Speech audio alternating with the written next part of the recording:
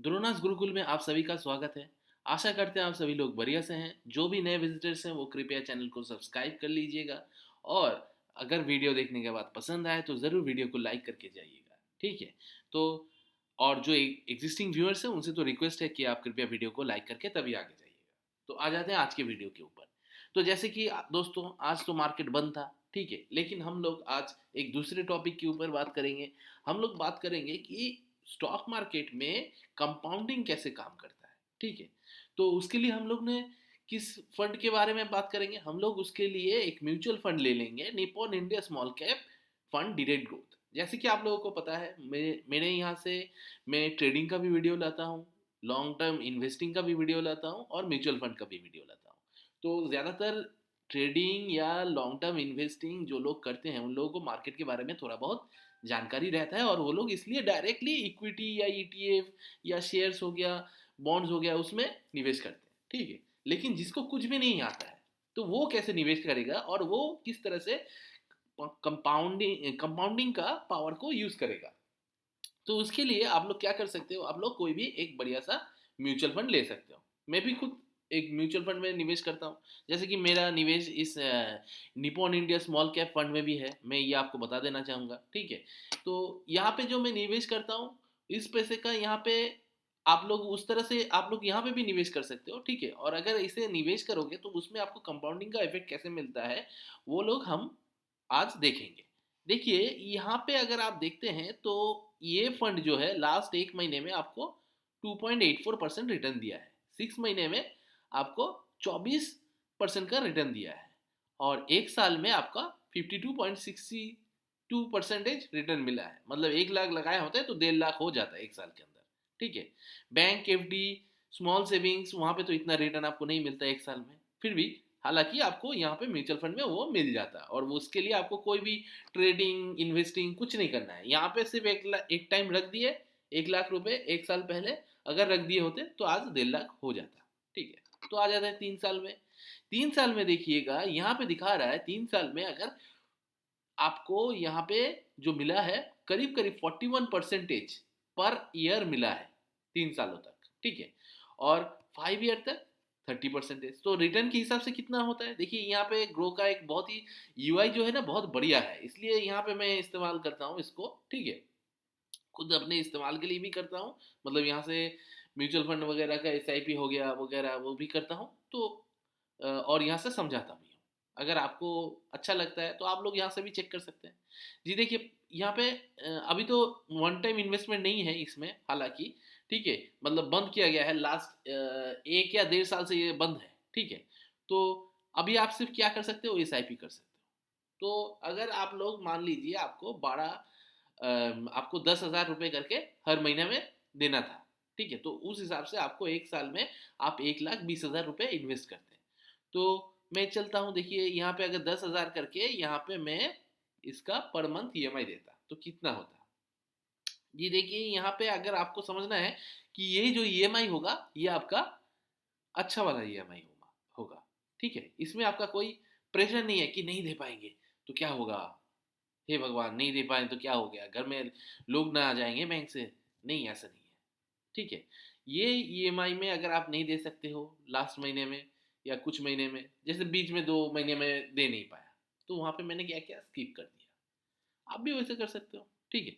अगर आपके पास कोई समस्या है, कोई प्रॉब्लम है, ठीक है, कि कोई अस्पताल में भर्ती हो गया तो वहां पे पैसा ज़्यादा खर्चा करना पड़ेगा, या फिर घर में कुछ अतिथि आ गए तो वहाँ पे थोड़ा खर्चा ज़्यादा हो गया, जो बजट आपने किया था उससे थोड़ा ज़्यादा खर्चा हो गया, तो कोई बात नहीं। ठीक है। तो वहाँ पे आप इस मंथ को स्किप कर दीजिए। एसआईपी में ये किया जा सकता है।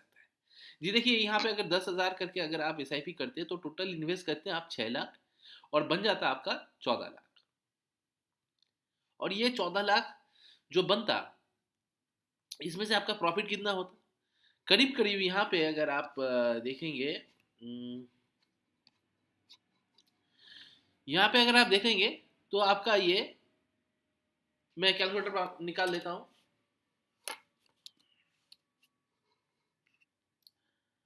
एग्जैक्ट अमाउंट बता देते हैं ना आपको। अच्छा, माइनस आपका 6 लाख। तो आपका कितना हो जाता जी? देखिए आपका यहाँ पे प्रॉफिट हो जाता 8,17,17,000, हाँ, 780 रुपए के करीब, इतना आपका प्रॉफिट हो जाता। इस प्रॉफिट के ऊपर आपको देना पड़ता है 10% टैक्स, ठीक है। तो उसके साथ मल्टीप्लाइड विथ 0.10, तो टोटल टैक्स कितना देना पड़ता है आपको?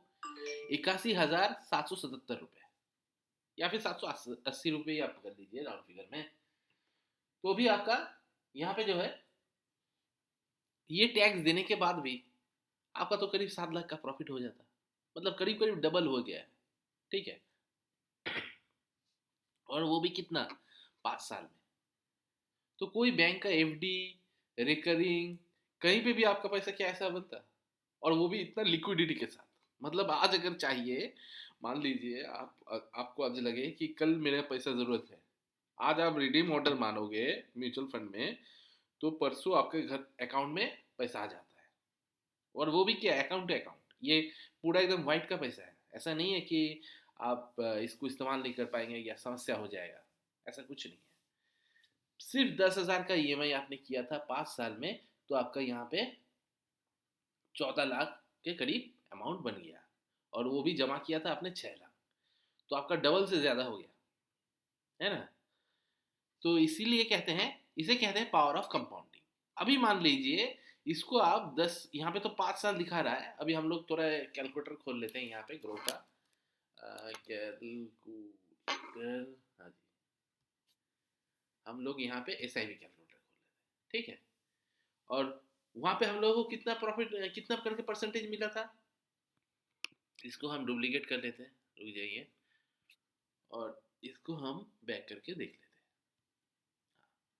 यहाँ पे देखिए 5 ईयर्स में आपका 40% करके, सॉरी 30.21% करके रिटर्न मिला था हर एक साल में।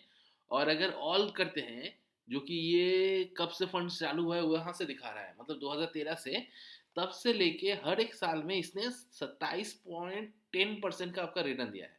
तो उस हिसाब से अगर आप यहाँ पे एस आई पी करते, एस आई पी कैलकुलेटर में दिखाता हूँ, और यहाँ पे मैं पकड़ लेता हूँ कि आपको 27% ही मिला है 10 सालों का, 10 सालों का। तो आपने टोटल जमा किया होता, कुल धनराशि आपने जमा किया होता 12 लाख, क्योंकि 5 साल में 6 हो रहा था, तो 10 साल में कितना होगा उसका डबल, 12।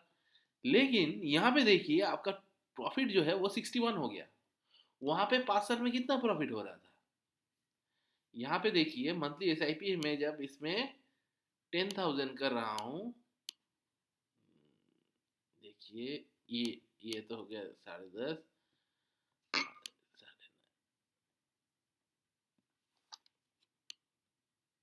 ये हाँ 10,000 5 ईयर्स के लिए कर रहा हूँ, कितना हो रहा था 14, 10 साल में कितना हो गया 61।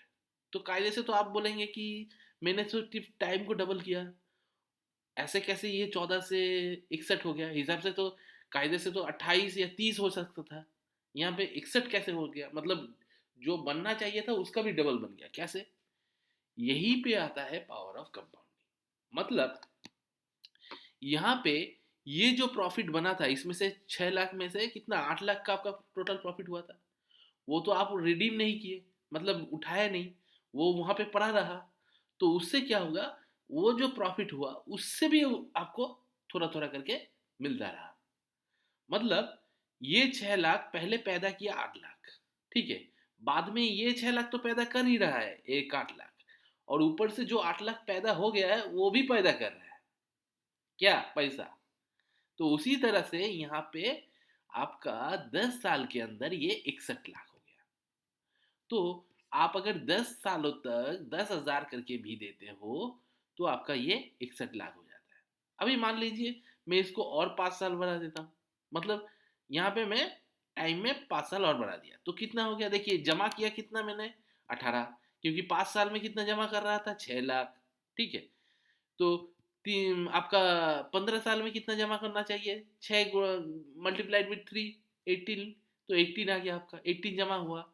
लेकिन जब आप रिटर्न मिला, तो देखिए यहाँ पे आप 2,44,84,485 रुपए, तो आप कायदे से इसको 2,44,85,000 ही समझ लीजिए, फिर भी 2 करोड़ बन गए, 2 करोड़, सिर्फ 5 साल आपने और बढ़ाया।